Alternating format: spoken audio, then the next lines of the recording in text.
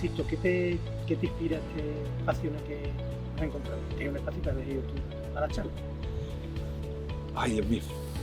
Vamos a responder a esto es algo increíble porque lo que me inspira es el espíritu de la rabia.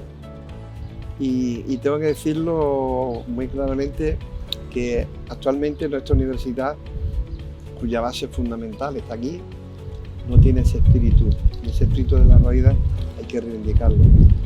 Tienes aquí el Malacate, que es un símbolo importante de los primeros estudios universitarios de lo que hoy es la Universidad de Huelva, con la Escuela de Minas en el principio, que podemos profundizar si quieren en el transcurso de la conversación. Y este sitio creo que es el sitio ideal para la docencia, para la investigación, porque mires para donde mires, lo que estás viendo es sentimentalismo, está viendo naturaleza, está viendo la rábida, por lo tanto estamos muy cerquita de la gesta del descubrimiento. Tenemos ahí la confluencia de los dos ríos y tenemos campo y por tanto felicidad. ¿Y qué estero que es especial? Y el Ester de Domingo Rubio, donde aquí pues se hicieron competiciones, como tú sabes, que las llevó precisamente, las impulsó don Vicente Rodríguez Casado, con unos equipos que participaron a nivel nacional, y un estero que además ha sido un estero creador e inspirador de muchas canciones de mucha gente, muchos autores muy brillantes de nuestra provincia. Y creo que te puedo decir, si yo empecé aquí a dar clases y aquí es donde voy a finalizar. Tiene un perfil muy interesante, muy especial y muy asociado a lo que es impartido, a las matemáticas. ¿Por qué matemáticas? Hay que tener un campo más interesante. Yo tenía en las opciones, bueno, en aquella época era distinto. Yo hice el último curso de preuniversitario, ya el siguiente año fue el COU, y a mí en este orden me gustaba medicina, química y matemáticas. ¿Por qué hice matemáticas? Hice matemáticas porque no se me daban mal, pero fundamentalmente todo esto se lo debo a un buen profesor, no un gran profesor, sino un buen profesor de matemáticas, que hay que distinguir lo que es gran de bueno. Y digo bueno porque se llamaba Antonio Orpez Asensi.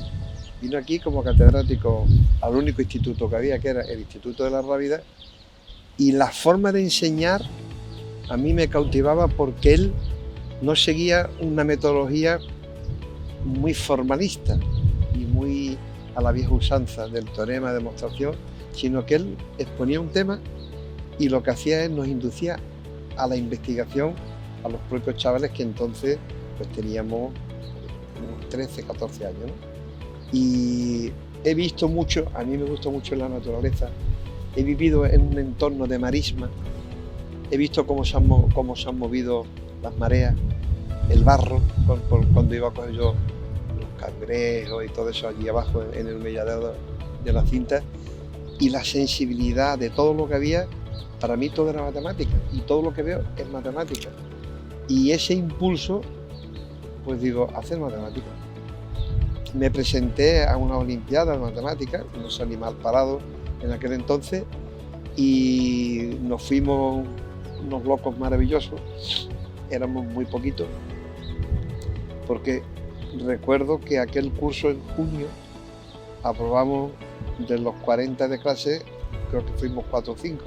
Por cierto, hablo de la gente de la más denominada alumnos de ciencia, y después estaban los alumnos de letras. Entre ellos estaba, por ejemplo, un buen amigo tuyo que es Alfonso Garrido Ávila, que en aquel momento estuvo estudiando junto con Irene, y a partir de ahí, bueno, pues yo ya me introduje en esa vorágine de lo que significa el concepto matemático.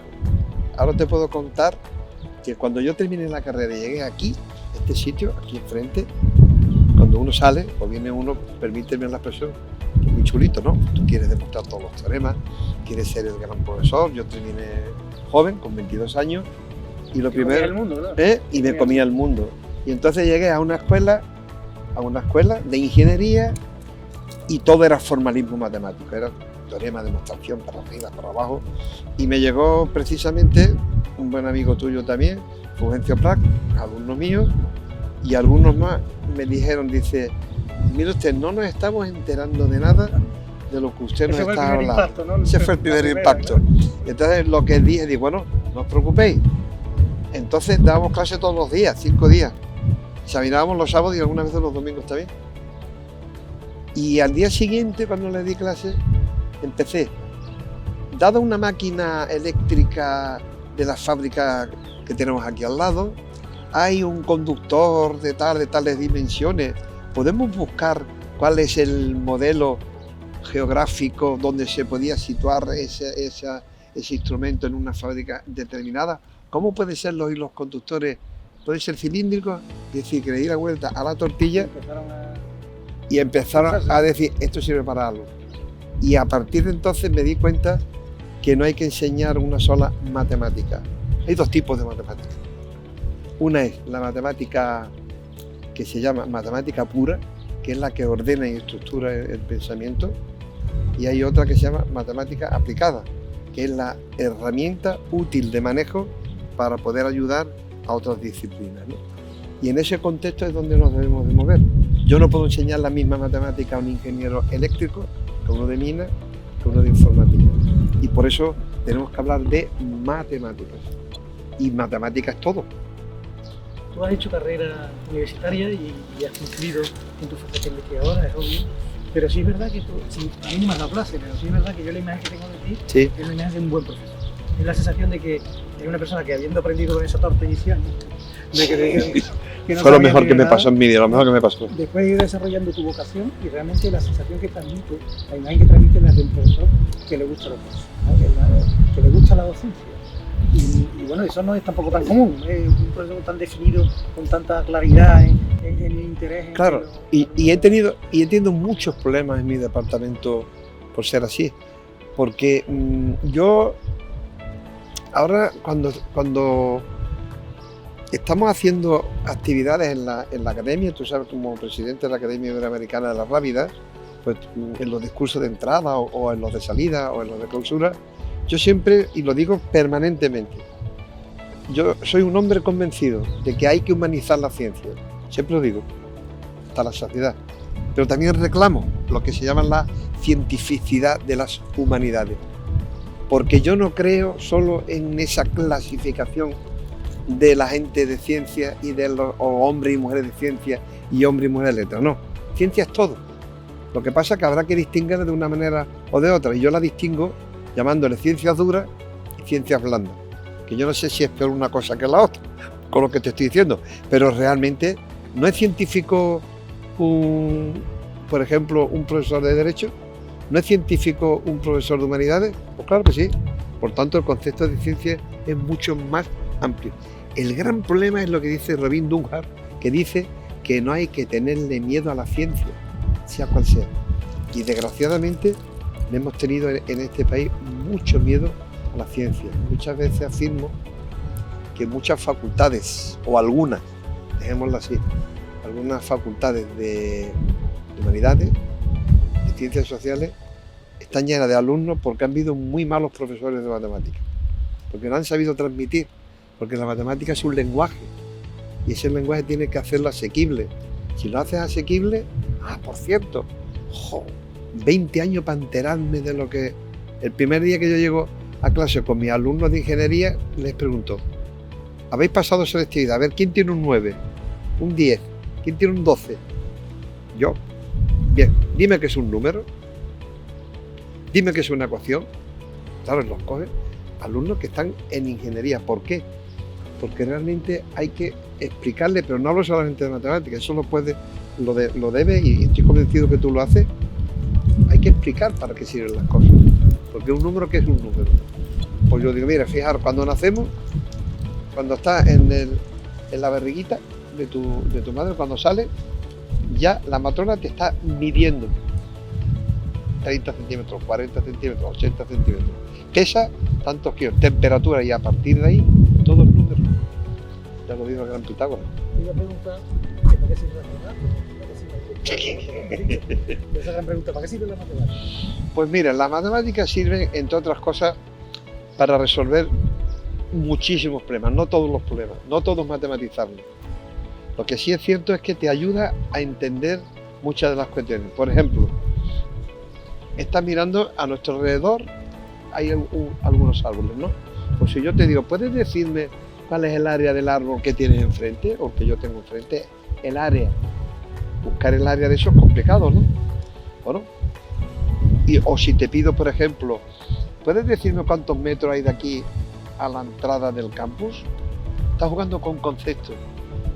La estimación, la aproximación, conceptos tan claros como, por ejemplo, de la vida real, como puede ser un coto de caza. ¿Por qué se llama coto? Pues bueno, pues en matemática hay las cotas superiores y son conceptos que se utilizan de la vida real, que se han aplicado, y darle un lenguaje formal que lo pueda entender todo el mundo, porque no deja de ser un lenguaje y sirve, pues, entre otras cosas, pues para comer, ¿no? Realmente eres un libro abierto y tienes un post histórico aquí que te hace, pues es realmente historia viva también de la pre y de la post. Correcto. Si tú te paras a pensar un poco en la historia de la universidad, nosotros ahora mismo se van a celebrar a partir del 3 de marzo del 30º aniversario de la propia universidad como tal, universidad independiente. Correcto. Tú has vivido mucho tiempo atrás esa universidad. ¿Qué sensaciones tienes? Yo te preguntaba antes qué sensaciones te producía estar aquí, y si piensas un poco en la historia de la universidad, lo que tú has vivido,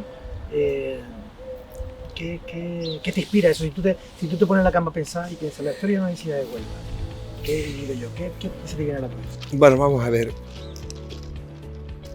El concepto, o sea, para decirlo con toda claridad del mundo, yo haría unos altibajos. Altibajos en cuanto a la capacidad de poder hacer llegar la universidad a la sociedad. Es decir, hay ciudades donde la universidad pasa por la sociedad y la sociedad no pasa por la universidad, y recíprocamente en otras. ¿Qué es lo que sucede con la Universidad de Huelva? Aquí se ha puesto un paradigma que es el 3 de marzo de 1988, que es la época donde salimos, que evidentemente eso es innegable. El avance que ha tenido nuestra universidad es increíble, tanto desde el punto de vista de la docencia como de la propia investigación. La investigación, tenemos excelentes investigadores, que además están en los rankings mundiales como entre los primeros. Pero no es menos cierto también que la sociedad de Huelva debería de conocer muchísimo más a la Universidad de Huelva. El antes prácticamente no se conoce, salvo aquellas personas que pueden tener un cierto interés. El después, pues no se está vendiendo bien el producto, a mi juicio. No basta con hacer marketing, no, hay que llevar a la ciudadanía, a la sociedad, y explicarle. Por ejemplo, se hacen cosas muy interesantes, como puede ser la Noche de los Investigadores. Pero es que la Noche de los Investigadores nos la tenemos que creer los propios investigadores. Yo cada año voy con mi taller de matemáticas y le llamo Toca las Mates. Otras veces le llamo la gestión del talento, que es lo que estoy trabajando últimamente. Pues eso, el investigador debe de llevarlo a la calle y saber que aquí se está haciendo esa investigación. Pero es que en Huelva ha habido estudios universitarios desde el año 1901, con la creación de la Escuela de Minas, de capataces de minas, que después se convirtió en facultativo, después de facultativo a peritos y después a ingenieros técnicos. Eso la gente de Huelva en general, salvo los antiguos, no lo conoce. Y que teníamos un centro precioso, en la Alameda Sundin, donde estaba la Escuela de Minas. Y posteriormente vino esto de aquí, que surgió como en el año 1967. En el año 1967 hubo un gobernador aquí que era Hernán Pérez Cubilla, que apostó por que hubiese unos estudios de ingeniería técnica industrial. ¿Basándose en qué? Pues en el polo industrial que estaba ahí. ¿Y qué pasó después? Pues que había una riqueza forestal muy interesante, la creación de las escuelas forestales. Pero es que después también teníamos que tener el tema de la minería, que había que potenciarla y no se podía quedar en unos estudios de grado medio como ha sido. Fíjate, desde el año 1961 tuvo que transcurrir 60 años para que se convirtiera en una escuela de peritos. No, superior no, vino después, porque estaban adaptándose después con las sucesivas normas regulatorias de ministerio a través de BOE, con decretos de Francisco Franco y después con los reales decretos de Juan Carlos, pudimos ir adaptando y ha habido un gran trabajo muy importante que ha sido Bolonia. Y aquí lo hemos sufrido todo. El Espacio Europeo de Educación Superior, yo creo que todo el profesorado de esta escuela concretamente y de toda la facultad nos hemos volcado con el diseño de los mapas conceptuales. ¿Cómo has visto esto? ¿No quieres contarlo? No, yo lo he visto muy bien. Lo que pasa es que hemos matado moscas a cañonazos. Es decir, tú no puedes hacer las experiencias piloto que nosotros hacíamos después absolutamente para nada. Y lo del proyecto Erasmus yo creo que es una de las mejores cosas que se ha hecho, porque esa internacionalización de la cultura, ese multiculturalismo que ahora mismo tiene la Universidad de Huelva, antes no lo tenía. Pero yo creo que el Espacio Europeo de Educación Superior, en su momento nos gastamos muchísimo dinero en hacer muchas cosas que después no han servido absolutamente para nada. Y creo, eso poca gente en esta universidad lo sabe, es que yo tuve el honor del año 93 ser el vicerrector, que pues, tuve ese honor de hacer la transición, y hay una foto que se llama la foto de Mazagón, que yo no salgo, y yo era el vicerrector. ¿Por qué no salía? Porque el que estaba haciendo la foto era yo. Y en aquel momento se creó el primer mapa departamental. Se me ocurrió hacer una reunión en el Parador con todos los profesores responsables y donde ahí se dijo cuántos departamentos iba a tener la futura Universidad de Huelva. Y esa foto de Mazagón, desgraciadamente, no se ha dado a conocer. Como otras tantas cosas. Yo te la voy a pasar, pero te voy a decir más cosas, además, si me permite. Lo vengo reivindicando desde hace muchísimo tiempo, muchísimo tiempo.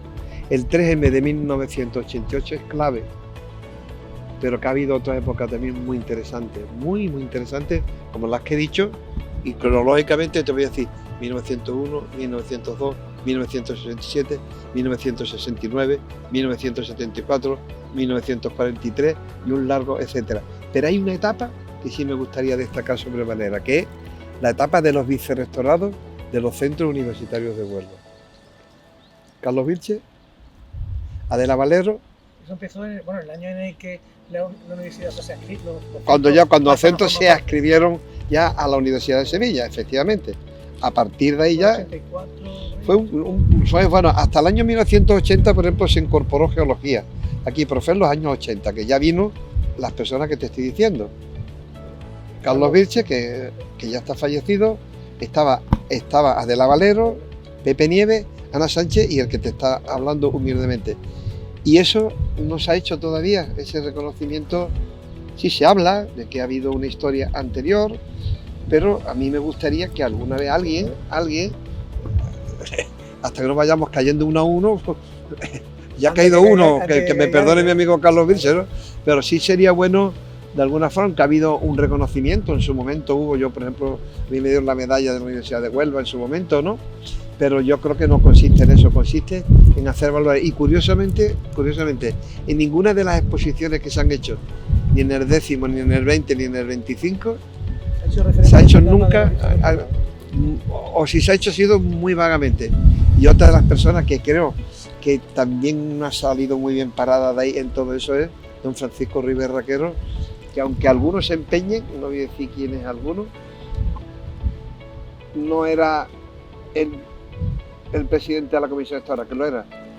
Sí, pero era nuestro primer rector. No hay que quitarle el nombre del primer rector. El primer rector era don Francisco Ribes Raquero. Y que además que yo tuve el honor de ser su vicerrector de planificación e infraestructura, que hicimos una cosa fundamental, Ramón, que era el rectorado de las personas. En aquella época sacamos un montón de plazas, porque había mucha gente que estaban dando clases, la escuela de enfermería, por ejemplo, que era un desastre. Entonces, en vez de luchar por los ladrillos, pues, en aquel momento nos tocó, que evidentemente había que tocar los ladrillos. Bueno, ya vinieron otros y lo hicieron. Oye, en este tiempo, tú si piensas también, si te paras a pensar, se nota de alfa que tú has disfrutado mucho ciertos trozos. Que has sido tremendamente feliz con ese perfil, con ese desempeño. Si tú tuvieras que pensar en momentos concretos, en esta etapa tan dilatada, en el que tú te hayas sentido especialmente satisfecho, momentos singulares, ¿tienes en la cabeza algunos que vienen a la cabeza?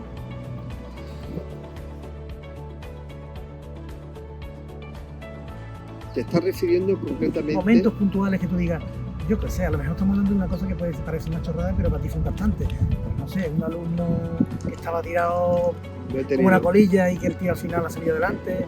Lo he tenido. Esto lo reduzco a una frase.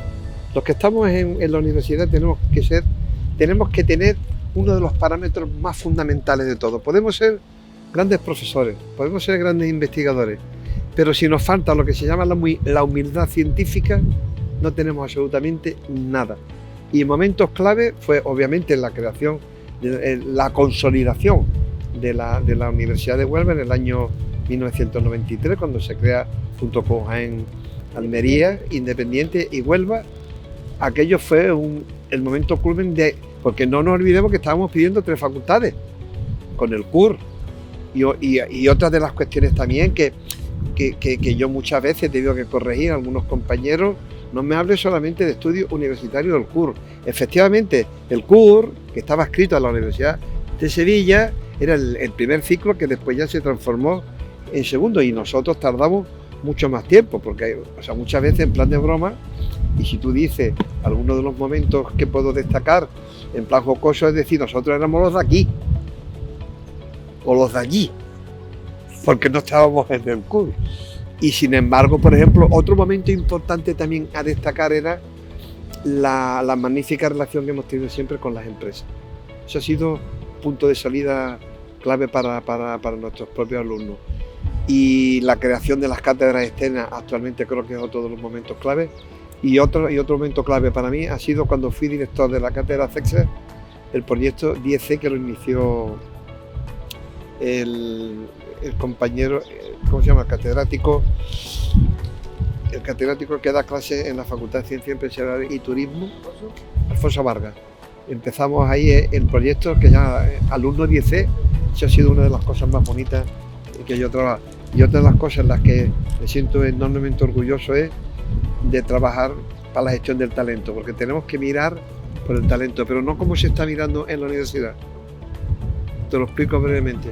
Un alumno bueno en matemáticas o en cualquier ciencia, en todas las asignaturas, o una alumna, por ejemplo, Virginia Domínguez Pérez, es muy buena en matemáticas, en física y en química en primero, saca notable y sobresaliente. Bueno, pues yo digo, oye, Virginia es magnífica, yo se lo tengo que comunicar al de física, y dice, pues física es magnífica, ahí se queda. Porque en segundo habría que hacer un seguimiento, y en tercero seguirla, y no esperar a que termine en cuarto nota brillante para incorporarla, y no critica a nadie, al grupo de investigación correspondiente. No, hay que motivarla, porque un alumno bueno, aunque tenga muchísimo dinero, la autoestima se le sube si realmente se le reconoce. Yo al hijo de Bill Gates, si tiene hijo, que no lo sé, yo también le daría su beca correspondiente, ¿por qué no? Porque es que la autoestima en un alumno es fundamental, y al alumno de la única manera que yo creo que hay que atraerlo es atenderlo, no en tutoría, sino atenderlo, ser profesional cuando tenga un problema y meternos en el grave problema que han tenido estos chicos durante los 2 años de pandemia, que ha sido verdaderamente horrible y terrible, esa comunicación desde las 8:30 hasta las 2 con las pantallas y algunos profesores, algunos o muy pocos, muchos, no lo sé, sin saber manejar el tema y plantando los PDF de esta manera, no. Y creo que al alumno hay que darle mayor atención. Por eso creo en la formación humanística del científico, la necesaria. Y yo, para culminar ya, que te va a extrañar, yo exigiría el latín en todas las asignaturas. Desde el primer momento. ¿Por qué? Y tú dirás, ¿por qué latín? Y otra filosofía, en todas, ¿eh? El por qué el latín. Los grandes clásicos en que escribían el latín, Isaac Newton, por ejemplo, Galileo Galilei, los grandes científicos, escriban en latín y todas sus obras no están traducidas y están en los incunables, están ahí en las bibliotecas guardadas y todo ese tema, y el latín te da unas posibilidades impresionantes. Me gustaría que alguien tuviese valor y decía, a partir de ahora, pues esa ha sido la idea loco de un profe de Huelva que diga, cara, para eso estamos, para aprender latín los químicos, ¿no? Por ejemplo, ¿no? Oye, aparte del latín, que evidentemente es una idea interesantísima y que yo probablemente la comparto, aunque eso te puedan tirar las piedras, sí, tomate, eso seguro. Si pensáramos, y un poco termino la pregunta, termino sí. ¿Qué más cosas desde tu sensibilidad y desde tu conocimiento de la Universidad de Huelva, qué más cosas en el horizonte crees tú que había, sobre qué teclas había que pulsar para que esto mejorase, para que esto avanzara? ¿Qué harías tú? Si tuvieras una pequeña varita mágica de tu que venga, voy a tocar aquí o voy a tocar allí, ¿qué lo harías? Una persona que tiene tanto conocimiento de nuestra vida. Bien, la internacionalización habría que no mejorarla, sino modelarla. Es decir, saber hacia dónde vamos. Aquí tenemos dos campos de actuación. Un campo es Europa, sin lugar a dudas, el inglés, está claro, pero hay una obsesión con el inglés, con el B1, B2, C1 y C2, que a mí me gustaría saber cuántos profesores, cuál es el porcentaje de profesorado que tiene el B1. No, el B1 nada más. Es decir, esa obsesión creo que tiene que ser bastante más natural. E incluso habría que hacerlo, porque no, igual que he dicho latín, se podría poner la asignatura también en todos los cursos de inglés, ¿por qué no se puede hacer? Evidentemente eso habría que dotarlo económicamente. Eso es un tema. El tema de la docencia, sin lugar a dudas, independientemente de la investigación, porque estamos cayendo en el gran error de la investigación, pero son las reglas del juego de la universidad. Tú, para alcanzar un statu quo en la universidad, ser titular, ser catedrático, tienes que tener revistas, publicaciones en revistas. Por lo tanto, atiende el sesgo hacia la investigación. Pero claro, yo como matemático me pregunto, ¿se enseña mejor si se investiga más? ¿O se investiga más porque se enseña menos? Vamos a llegar a ese equilibrio y por tanto te voy a hacer llegar el artículo que escribí de lo que yo le llamo hasta cuándo la docencia tiene que dejar de ser la cenicienta de la universidad. Y eso es uno de los grandes temas que tenemos actualmente, no en esta universidad, en la Universidad Española. Y como no quiero ser negativo, porque yo soy, creo que un hombre enormemente positivista, pues yo cuando estoy fuera de Huelva, la mejor universidad del mundo, no te quepa la menor duda, es la Universidad de Huelva, la que mejores profesores tiene. Pero cuando estoy en Huelva, es decir, desde la venta del límite de Chucena para acá, yo tengo que ser autocrítico con los problemas para intentar mejorar. Porque sin lugar a dudas, hoy día no tiene sentido, y os lo digo claramente, que teniendo una magnífica facultad de Derecho, una magnífica escuela y unas magníficas facultades, los padres nos empeñemos en sacar a nuestros niños fuera, cuando después van a tener la oportunidad de hacer un Erasmus, que con Erasmus es donde te va a dar esa visión de internacionalización. Y también es cierto que cada vez es novismo de que mi niño está haciendo Derecho en la Universidad de Sevilla, pues eso se va acabando poco a poco. Y otra de las cuestiones, habría que normalizar mucho, Ramón, querido Ramón, el mapa de titulaciones. No tiene sentido tener 11 facultades de Derecho en Andalucía, 11 de todo, eso no es imposible. Y la Universidad de Huelva debería de caracterizarse para que pudiesen venir más alumnos de fuera. Muchas gracias, Sisto. Gracias a ti, un placer.